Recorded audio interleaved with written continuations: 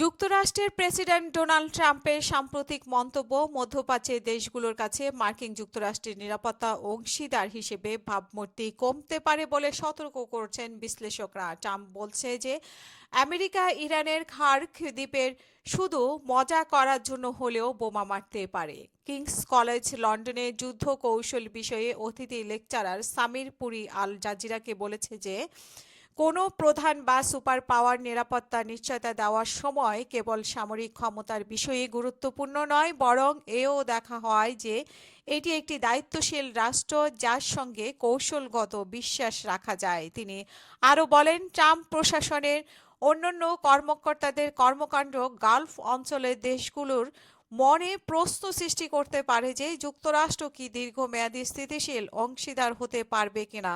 বিশেষ করে প্রতিরক্ষা সচিব পিট হেগসেথের ধ্বংসের আনন্দ প্রকাশ ইরানের সঙ্গে যুদ্ধ মোকাবেলার মার্কিন দৃষ্টিভঙ্গি নিয়ে সন্দেহ বাড়াচ্ছে।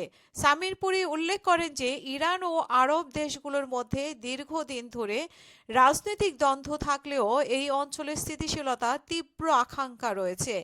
এখন প্রশ্ন হচ্ছে, যুক্তরাষ্ট্র কি এই স্থিতিশীলতা বজায় রাখতে সক্ষম হবে কিনা।